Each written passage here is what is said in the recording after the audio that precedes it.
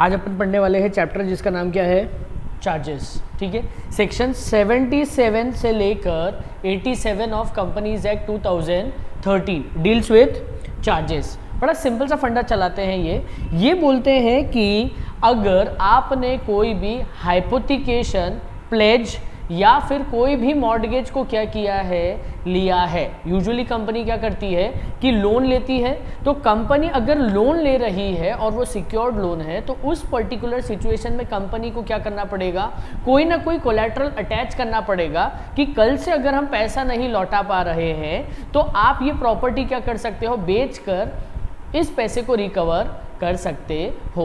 तो कंपनी जिस भी कोलैटरल को अटैच करती है, भले ही वो मूवेबल प्रॉपर्टी हो या फिर वो मूवेबल प्रॉपर्टी हो, उसे क्या करना पड़ता है, उस मूवेबल प्रॉपर्टी या उस इमूवेबल प्रॉपर्टी जो उसने लोन के अगेंस्ट में अटैच किया है उसे रजिस्ट्रार ऑफ कंपनीज के पास में क्या करना पड़ता है, रजिस्टर कराना पड़ता है।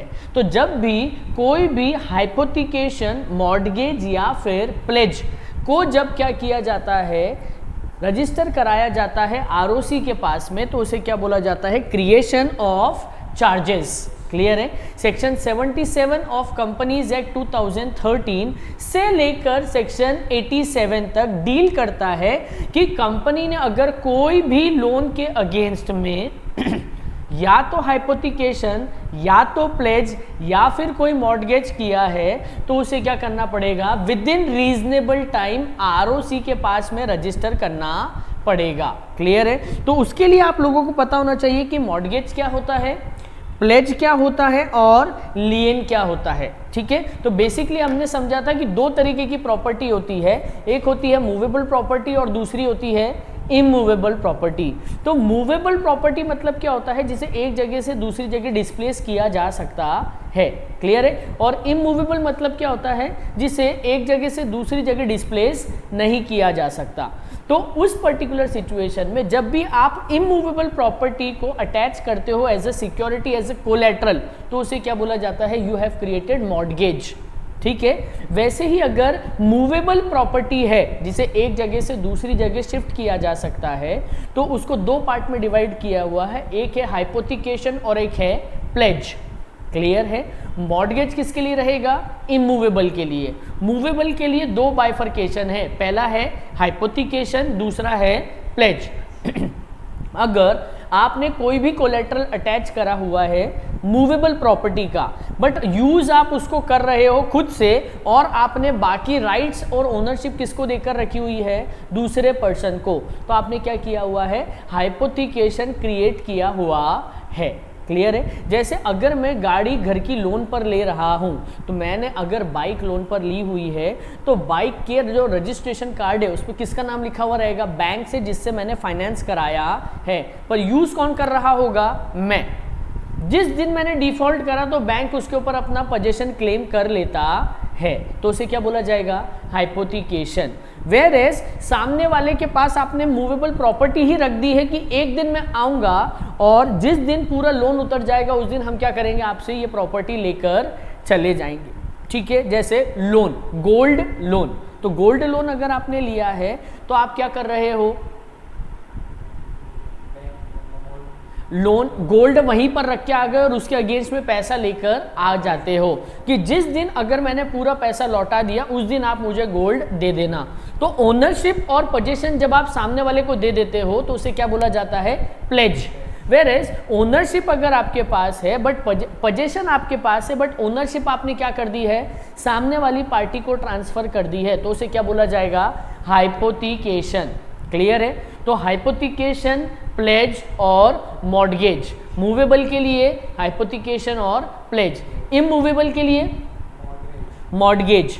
तो ये समझा रहे हैं कि अगर कंपनी ने कोई भी लोन उधार लिया है या पैसा उधार लिया है, तो कंपनी ने अगर उसके अगेंस्ट में कोई भी प्रॉपर्टी अटैच करी है, भले ही वो मूवेबल हो या फिर वो इमूवेबल हो, अगर आपने कोई भी हाइपोथिकेशन, प्लेज या फिर मॉर्गेज क्या किया हुआ है, अटैच किया हुआ है तो उसे आपको क्या करना पड़ेगा, आरओसी को इंटीमेट करना पड़ेगा, रजिस्ट्रार को इंटीमेट करना पड़ेगा कि इतने टाइम में हमने क्या किया है, ये प्रॉपर्टी के अगेंस्ट में इतना लोन लिया है। ठीक है, अब जो भी चार्ज क्रिएट किया जाता है, चार्ज क्रिएट करना मतलब कि आपने कोलैटरल अटैच किया है लोन के अगेंस्ट में, क्लियर है। उस पर्टिकुलर सिचुएशन में दो पर्टिकुलर लोग आएंगे, एक होगा चार्ज होल्डर जिसने आपको पैसा उधार दिया है बीइंग कंपनी, और आप रहोगे owner of the creator of the charge. ठीक है, कंपनी को क्या बोला जाएगा, क्रिएटर ऑफ द चार्ज, और जो पर्टिकुलर पर्सन रहेगा जिसने, या बैंक या फाइनेंशियल इंस्टीट्यूशन जिसने कंपनी को लोन दिया हुआ है, उसे क्या बोला जाएगा, चार्ज होल्डर। ठीक है, कंपनी जो पैसा उधार दे रही है उसे क्या बोला जाएगा, चार्ज क्रिएटर, और जिसने कंपनी को पैसा उधार दिया हुआ है उसे बोला जाएगा चार्ज होल्डर। क्लियर है, आया समझ में। अब सीधे हम मूव ऑन करते हैं सेक्शन 77 पर। ठीक है, सेक्शन 77 बड़ा सिंपल सा बताता है कि चार्ज आपको क्या करना पड़ेगा, रजिस्टर कराना पड़ेगा। Every charge whether it is hypothecation और इट इज प्लेज और इट इज मॉर्गेज, अगर आपने कोई भी लोन लिया है जो सिक्योर्ड है, जिसके अगेंस्ट में आपने मूवेबल या इमूवेबल प्रॉपर्टी अटैच करके रखी हुई है, तो उसे आपको क्या करना पड़ेगा, रजिस्टर कराना पड़ेगा। ठीक है, अब ये डेफिनेशन से क्लियर कर रहे हैं कि every charge created with in और आउटसाइड इंडिया। ठीक है, एक प्रॉपर्टी लंदन में सिचुएटेड है और इंडिया में कंपनी चल रही है, उन्होंने प्रॉपर्टी कहाँ खरीद के रखी है, लंदन में, तो वो इंडिया के बाहर अगर प्रॉपर्टी सिचुएटेड है, ठीक है, या इंडिया के अंदर ही सिचुएटेड है, भले ही वो कोई भी प्रॉपर्टी हो या फिर वो हो अंडरटेकिंग, ठीक है, भले ही वो टेंजिबल हो या इनटेंजिबल हो, मूवेबल हो या इमूवेबल हो, उसे आपको क्या करना पड़ेगा, रजिस्ट्रार के पास रजिस्टर कराना पड़ेगा। कौन से फॉर्म में, CHG1 in case of other than debenture, और अगर कंपनी ने डिबेंचर इशू किए हैं और उसके अगेंस्ट में कोई कोलैटरल अटैच किया है तो उसके लिए फॉर्म कौन सा रहेगा, CHG9। क्लियर है, कितने टाइम में करना पड़ेगा, with in 30 days of creation. जैसे ही आपने पैसा उधार लिया उसके 30 डेज के अंदर अंदर आपको क्या करना पड़ेगा, एग्रीमेंट के 30 डेज के अंदर अंदर आपको CHG1 या फिर CHG9 में वो पूरा की पूरा चार्ज रजिस्टर कराना पड़ेगा ROC के पास में। क्लियर है, हाँ या ना।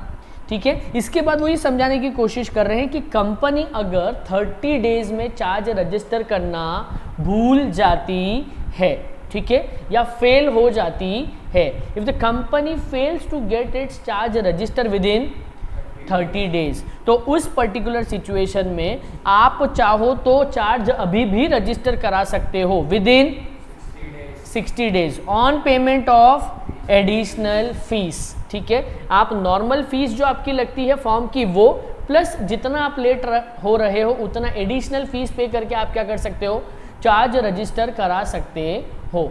सेकेंडली उन्होंने बोला अगर आप 60 डेज में भी फेल हो जाते हो तो हम आपको फर्दर कितना देंगे, और 60 days on payment of ad valorem fees. Clear है, एड वेलोरम फीस मतलब क्या होता है, जितना जितना आप लेट होते जाओगे उतने टाइम्स आपके ऊपर क्या होते जाएगी, फीस बढ़ते जाएगी। क्लियर है, डे टू डे चार्जेस भी बोला जाता है। क्लियर है, हाँ या ना। क्या कहना चाह रहा है, एक बार फटाफट रिपीट करते हैं। सेक्शन 77 ये बोलता है कि आपको चार्ज क्या करना पड़ेगा, रजिस्टर करना पड़ेगा। Every charge need to be registered, भले ही वो इंडिया के अंदर हो या इंडिया के बाहर हो। क्या, प्रॉपर्टी, ठीक है, भले ही वो कोई भी प्रॉपर्टी हो, असेट हो या फिर अंडरटेकिंग हो, भले ही वो टेंजिबल प्रॉपर्टी हो या इनटेंजिबल हो, मूवेबल हो या इमूवेबल हो, हर एक प्लेज, हाइपोथिकेशन और मॉर्गेज को आपको क्या करना पड़ेगा, ROC के पास, रजिस्ट्रार के पास रजिस्टर कराना पड़ेगा। कितने टाइम में, with in 30 days of creation. कौन से फॉर्म में, CHG1 या फिर CHG9।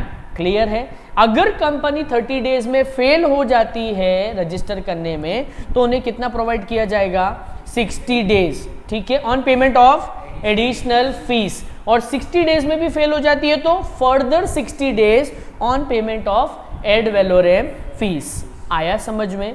ठीक है, क्या बोल रहा है, every charge need to be registered with if the property situated within or outside India, any of its property or undertaking, whether tangible or intangible, need to be registered with ROC in form CHG1 other than debenture, or CHG9 in case of debenture within 30 days। 30 days में fail हो गई company, further 60 days on payment of additional fees, उसमें भी fail हो जाती है तो further 60 days on payment of ad valorem fees. आया बाबा समझ में? क्लियर है? ठीक है, अब सेकंड पॉइंट ये कह रहा है subsequent registration shall not prejudice any right. अगर एक प्रॉपर्टी के ऊपर चार्ज क्रिएटेड है और दूसरा चार्ज वापस से एक ही प्रॉपर्टी पे क्रिएट हो रहा है, सर ऐसा पॉसिबल है? हाँ पॉसिबल है। अगर मान लो आपके पास एक ही प्रॉपर्टी है 10 करोड़ रुपए की और आज आपको 2 करोड़ की जरूरत पड़ रही है, तो आपने कितने रुपए की प्रॉपर्टी मॉर्गेज कर दी? 10 करोड़। कल से आपको और 2 करोड़ की जरूरत पड़ रही है तो आप एक ही प्रॉपर्टी पे कितने चार्ज क्रिएट कर सकते हो चाहो तो? 2। तो उन्होंने अब समझाया कि अगर आप एक ही प्रॉपर्टी पे 2 बार चार्ज क्रिएट कर रहे हो तो ऐसा नहीं है कि नया चार्ज क्रिएट हुआ तो पुराना वाला खत्म हो जाएगा, पुराना वाला भी चलेगा, साथ ही साथ नया वाला भी कंटिन्यू करेगा। क्लियर है कि कोई भी अगर सब्सिक्वेंट चार्ज आया, सेकेंड टाइम वाला चार्ज आया, दैट डजंट मीन कि पहला वाला चार्ज क्या हो जाएगा? खत्म हो जाएगा। क्लियर है? हाँ या ना? सेकंड ये बात करता है कि अगर कंपनी की इच्छा ही नहीं है चार्ज रजिस्टर कराने की तो फॉल्ट में कौन जाएगा? Charge holder. वो बेचारा प्रॉपर्टी नहीं बेच पाएगा, क्लेम नहीं कर पाएगा। तो उन्होंने एक और प्रोविजन निकाला, application for registration of charge by charge holder. ठीक है, वो फाइनेंसिंग इंस्टीट्यूशन जिसने कंपनी को पैसा उधार दिया है, अगर कंपनी 30 डेज में चार्ज रजिस्टर करने से फेल हो जाती है तो उस पर्टिकुलर सिचुएशन में चार्ज होल्डर चाहे तो खुद से क्या कर सकता है? चार्ज रजिस्टर कर सकता है। क्लियर है? हाँ या ना? ठीक है, अब जैसे ही चार्ज होल्डर गया कि भैया हमारा चार्ज क्या कर दीजिए, रजिस्टर कर दीजिए, तो आरओसी भाई साहब क्या बोलेंगे? साहब आपको नहीं आना था, कंपनी को आना था, क्रिएटर ऑफ चार्ज को आना था। आप क्यों आए हैं? तो बोले वो 30 डेज में उन्हें करना था बट वो फेल हो गए तो हमें आना पड़ा। तो चार्ज होल्डर जो रहेगा उसके कहने पर कंपनी क्या करेगी, आरओसी क्या करेगा? तुरंत कंपनी को कॉल करेगा और बोलेगा कि भैया ये पर्सन आके बोल रहा है कि इनसे आपने पैसा लिया है और अपनी प्रॉपर्टी मॉर्गेज करी है, तो बताइए चार्ज रजिस्टर किया जाए या नहीं किया जाए विद इन 14 डेज। ठीक है, चार्ज होल्डर गया किसके पास में? कंपनी के पास, आरओसी के पास में, कि कंपनी को कायदे से चार्ज रजिस्टर कराना चाहिए था, कंपनी फेल हो गया, तो मैं अपने आप को क्या करना चाहता हूँ? सिक्योर करना चाहता हूँ। Form remain same, CHG1 CHG9। Clear है? ROC after providing 14 days to company क्या कर देगा? चार्ज को रजिस्टर कर देगा। किसके कहने पर? चार्ज होल्डर के कहने पर। और जितना भी पैसा रजिस्ट्रेशन का लग रहा है वो पूरा पैसा चार्ज होल्डर किससे रीइंबर्स करा सकता है? कंपनी से। आया समझ में? क्लियर है? जितनी भी एडिशनल फीस है या फिर एड वैलोरम फीस है, that shall be reimbursed by the company to charge holder. आ गया समझ में? ठीक है, आपने अप्लाई कर दिया CHG1 और CHG9 में। आरओसी को अगर सारे डॉक्यूमेंट सही लगते हैं तो आरओसी तुरंत आपको एक certificate of registration of charge दे देगा फॉर्म CHG2 में कि हाँ भाई साहब हमने आपका चार्ज रजिस्टर कर लिया है, ये एविडेंस है, देखो कि आपका चार्ज क्या हो चुका है? रजिस्टर हो चुका है। क्लियर है? अगर किसी भी तरीके से एग्रीमेंट में कोई भी चेंज आता है, मान लेते हैं रेट ऑफ इंटरेस्ट का चेंज आ रहा है या फिर चेंज आ रहा है किसी भी टर्म्स एंड कंडीशन में, तो आप क्या करोगे, उन्हें अप्लाई करोगे CHG1 CHG9 में कि टर्म्स एंड कंडीशन को क्या कर दिया जाए, चेंज कर दिया जाए। जब भी टर्म्स एंड कंडीशन में चेंज आएगी तो उसे क्या बोला जाएगा, मॉडिफिकेशन ऑफ चार्ज। ठीक है, अब आप अप्लाई तो CHG1 CHG9 में करेंगे, बट ROC जो आपको सर्टिफिकेट बनाकर देगा वो देगा CHG3 में। CHG1 में क्या जाएगा, registration of charge. ROC satisfied हो गया, आपको सर्टिफिकेट देगा CHG2 में। अगर कल से कोई टर्म्स एंड कंडीशन में चेंज आती है तो आप फिर से अप्लाई करोगे CHG1 में, बट इस बार ROC आपको रिप्लाई किस में देगा, CHG3 में। आया समझ में, हाँ या ना, क्लियर है, पक्का। अब मॉडिफिकेशन ऑफ चार्ज क्या होता है, तो बेसिकली मॉडिफिकेशन ऑफ चार्ज मतलब होता है कि अगर आप एग्रीमेंट में कोई भी टर्म्स एंड कंडीशन में चेंज लेकर आ रहे हो तो उसे क्या बोला जाएगा, मॉडिफिकेशन ऑफ चार्ज। क्लियर है। अभी रिसेंट में दिसंबर 2022 वाले अटेम्प्ट के पहले एक अमेंडमेंट आया जिसमें उन्होंने बोला कि RBI की अगर गाइडलाइंस में चेंज आता है तो क्या बैंक की टर्म्स एंड कंडीशन में चेंज आएगा, हाँ, तो क्या ये मॉडिफिकेशन ऑफ चार्ज है, तो उन्होंने बोला नहीं, ये मॉडिफिकेशन ऑफ चार्ज नहीं है। ये इम्प्लाइड है कि कल से अगर RBI के सर्कुलर या गाइडलाइंस में चेंज आता है तो आप क्या कर सकते हो, इसको डीम्ड चेंज मान लिया जाएगा, आपको अलग से कोई भी कंप्लायंस करने का जरूरत नहीं है। इज इट क्लियर, क्लियर, हाँ या ना, पक्का। Next is satisfaction of charges. Satisfaction of charge क्या समझाने की कोशिश करता है कि कल से मान लेते हैं कंपनी ने पूरा पेमेंट कर दिया चार्ज होल्डर को, ठीक है। अब कंपनी क्या इच्छा रखती है कि जो भी प्रॉपर्टी मॉर्गेज की गई थी या प्लेज या हाइपोथिकेट की गई थी उसे फ्री कर दिया जाए और ये प्रॉपर्टी हो जाए फ्री ऑफ चार्ज। क्लियर है। इन दैट पर्टिकुलर सिचुएशन जब कंपनी पूरा रीपेमेंट कर देती है, उस पर्टिकुलर सिचुएशन में कंपनी ROC को अप्लाई करती है that we have fully paid the amount. कौन से फॉर्म में, CHG4 में, ठीक है। CHG4 में कंपनी इंटीमेट करती है ROC को that we have fully paid the charge holder. Clear है। अब चार्ज होल्डर से ROC फोन कर पूछता है कि भाई साहब हमें ये बताइए, ये कह रहे हैं कि इन्होंने क्या कर दिया है, पूरा पेमेंट कर दिया है, आप बताइए विद इन 14 डेज कि आपको पेमेंट मिला है या नहीं मिला है। ऑन बीइंग सेटिस्फाइड कि पेमेंट मिल चुका है, ROC आपको एक सर्टिफिकेट देगा कि हाँ पूरा पेमेंट हो चुका है, सेटलमेंट हो चुका है, अब इनकी प्रॉपर्टी क्या है, फ्री ऑफ चार्ज। CHG5 में, जिसे क्या बोला जाता है, मेमोरेंडम ऑफ सेटिस्फैक्शन। क्लियर है। एक बार रिवाइज करते हैं अपन।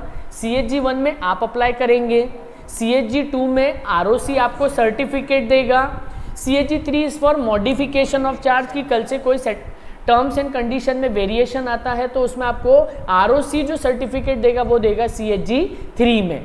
पूरा पेमेंट हो गया, आप ROC को अप्लाई करोगे CHG4 में, ROC सेटिस्फाई हो जाएगा, आपको एक मेमोरेंडम देगा जिसे क्या बोला जाता है, CHG5।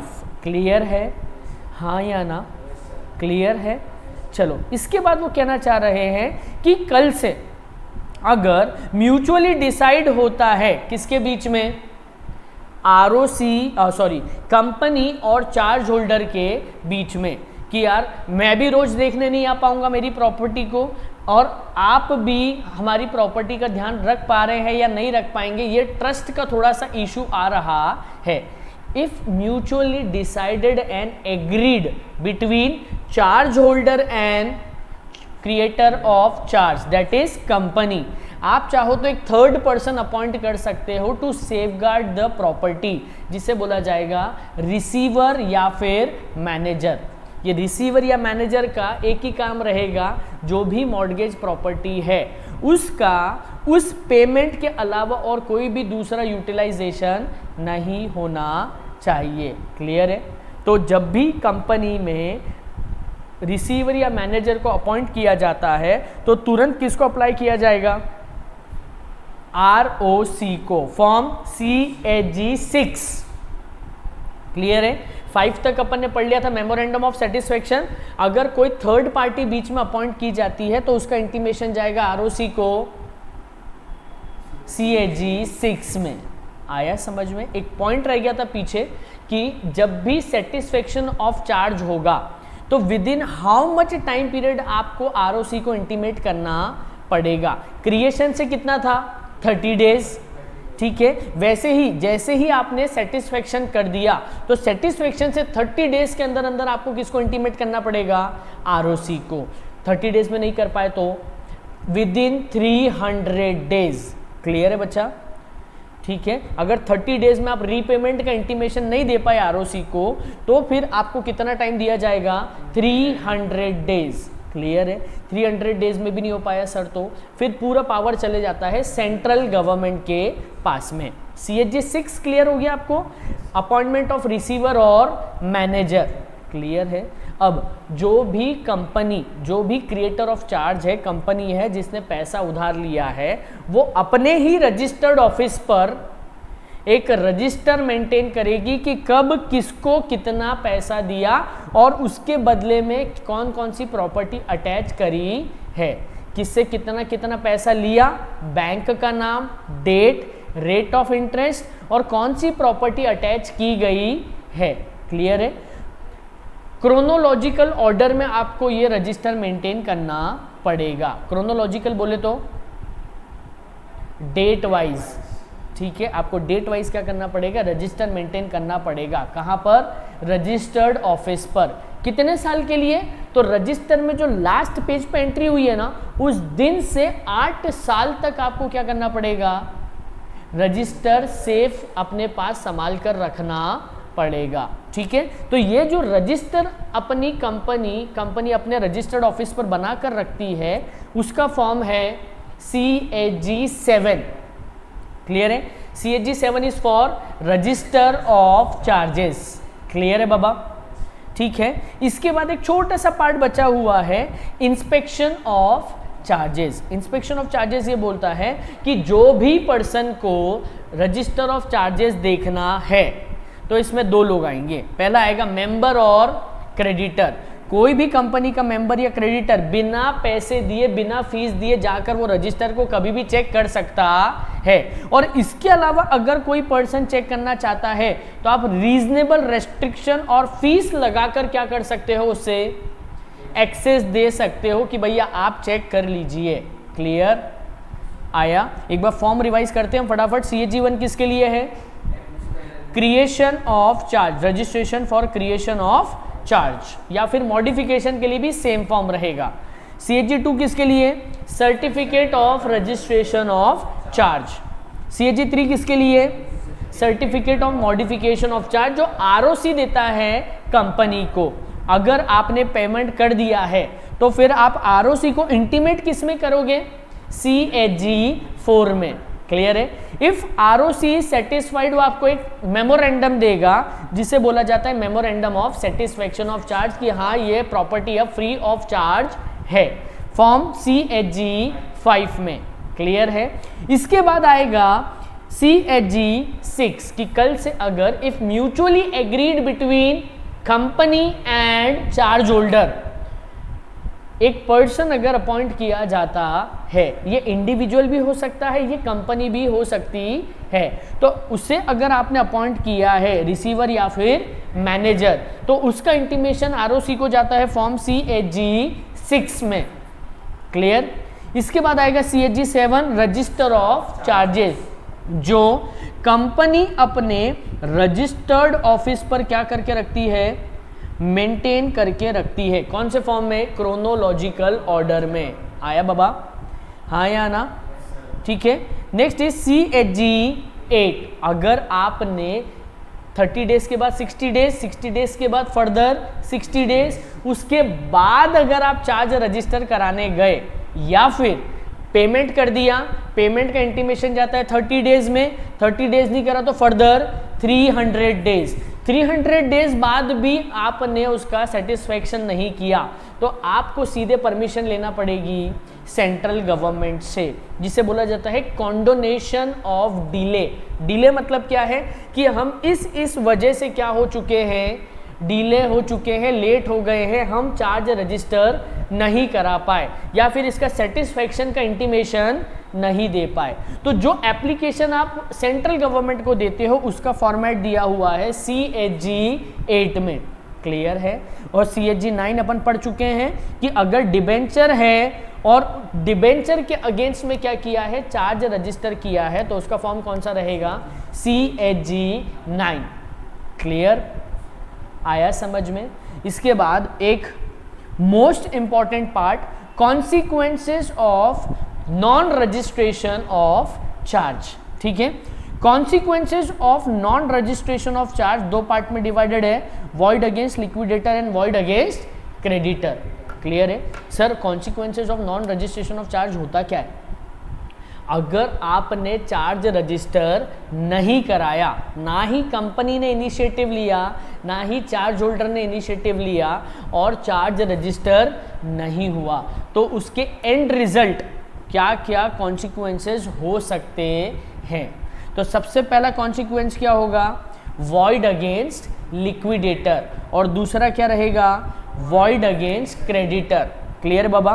तो वॉइड अगेंस्ट लिक्विडेटर मतलब क्या होता है कि कल से अगर कंपनी वाइंडिंग अप पर जाती है, क्लियर है, अगर कल से कंपनी वाइंडिंग अप पर जाती है तो उस पर्टिकुलर सिचुएशन में लिक्विडेटर चाहे तो उसे स्पेसिफिक असेट ना मानते हुए जनरल असेट मानकर ओपनली मार्केट में बेच सकता है। अगर वो आपके नाम पर चार्ज क्रिएटेड रहता तो वो प्रॉपर्टी बिकती और पूरा पैसा आपको मिलता। अब वो फ्री ऑफ चार्ज है तो उसको नॉर्मली बेचा जाएगा और उससे जो पेमेंट आएगा उससे सबका क्या किया जाएगा, रीपेमेंट किया जाएगा। मतलब आपकी इंडिविजुअलिटी या प्रायोरिटी क्या हो जाएगी, खत्म हो जाएगी, क्लियर।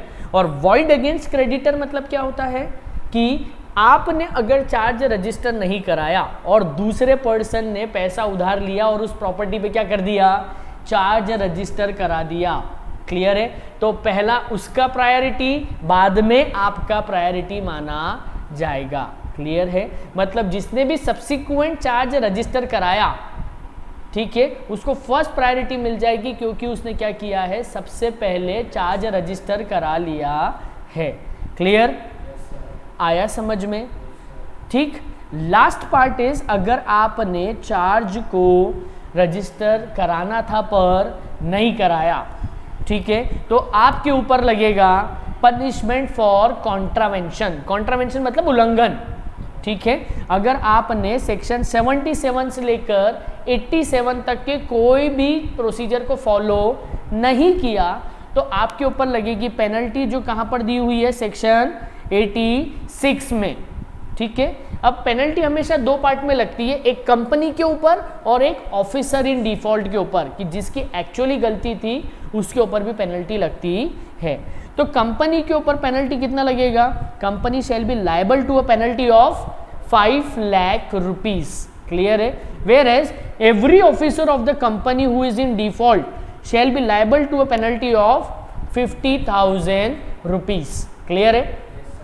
इसके बाद वो समझा रहे, अगर आपने जानबूझ करके एक षड्यंत्र रचा पूरा कि मैं पैसे उधार लेता हूं, फिर चार्ज रजिस्टर करना बताऊंगा, फिर चार्ज रजिस्टर नहीं करूंगा, मतलब आपका इंटेंशन ही क्या था, मैलाफाइड, रॉन्गफुल इंटेंशन था अगर आपका, तो आपके ऊपर पेनल्टी कौन सी लगेगी, सेक्शन 447 की, क्लियर है, हाँ या ना। इसी के साथ चार्ज चैप्टर खत्म, ठीक है। Thank you so much.